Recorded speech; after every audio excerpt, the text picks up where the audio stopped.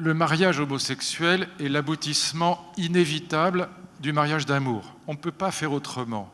Et je sais que je vais choquer des gens, notamment les catholiques, mais ce n'est pas une question de parti pris de ma part, c'est juste objectivement, le mariage d'amour a séparé le mariage des principes traditionnels qui étaient la filiation, la biologie et l'économie. Et donc aujourd'hui, nous ne nous marions que par amour. Donc les homosexuels peuvent très bien dire nous nous aimons, nous avons le droit de nous marier, puisque le seul principe du mariage aujourd'hui, c'est l'amour. Alors, qu'on soit pour ou contre, c'est inévitable. Tous les pays occidentaux vont vers le mariage d'amour, même l'Espagne, même l'Italie. Et donc, vers le mariage homosexuel, il est autorisé. C'est inévitable. Et moi, ça ne me gêne pas du tout, ce n'est pas mon problème, je ne suis pas homosexuel, et je pense que la démocratie, c'est la coexistence pacifique de modes de vie différents. Mais je comprends que les religieux soient hostiles, parce que les religieux pensent qu'il existe une loi naturelle. Je vais peut-être parler moins vite, c'est difficile à traduire. Par exemple, dans la tradition catholique, il y a l'idée de loi naturelle qui vient de saint Thomas, et donc, selon la loi naturelle, l'homosexualité est ce que les catholiques, les chrétiens appellent un désordre. Donc, moi, je ne suis pas croyant, je ne suis pas catholique, je ne suis pas chrétien, donc je suis un laïc, un démocrate, et donc je suis, pas hostile au mariage homosexuel. Mais, ce qui est le plus important, laissons le mariage homosexuel de côté.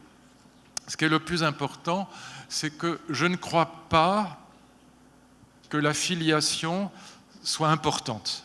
J'ai adopté une fille en Colombie, quand elle avait 15 jours, et j'ai fabriqué, si je puis dire, 2 autres filles moi-même, par les voies habituelles et avec une femme ravissante, ce qui n'est pas désagréable.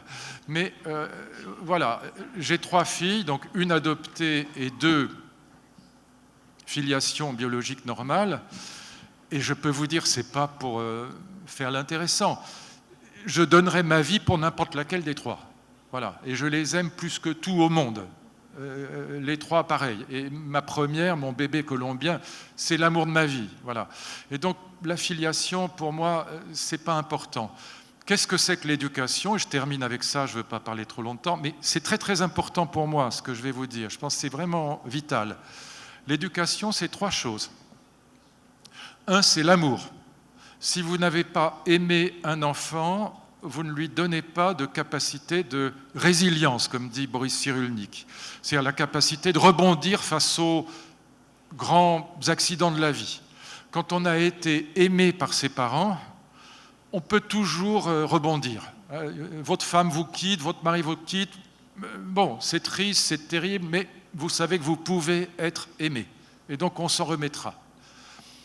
Le premier pilier de l'éducation, c'est l'amour. C'est l'élément chrétien.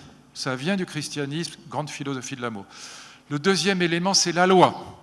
Alors là, les psychanalystes le savent très bien. Lacan, si vous ne transmettez pas l'autorité de la loi à vos enfants, vous les rendez fous, vous en faites des barbares.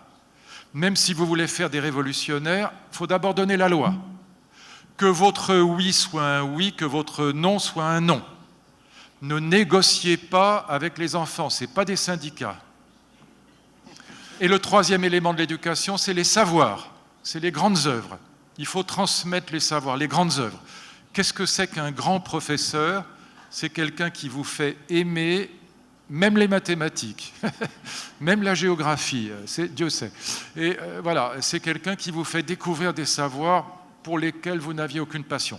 L'amour, la loi, les grandes œuvres. Ça n'a rien à voir avec la filiation biologique. Vous pouvez transmettre tout ça sans aucun lien avec la filiation biologique. Et moi, j'ai des amis, des couples mariés d'homosexuels, dont les enfants sont exactement aussi mal élevés que les miens.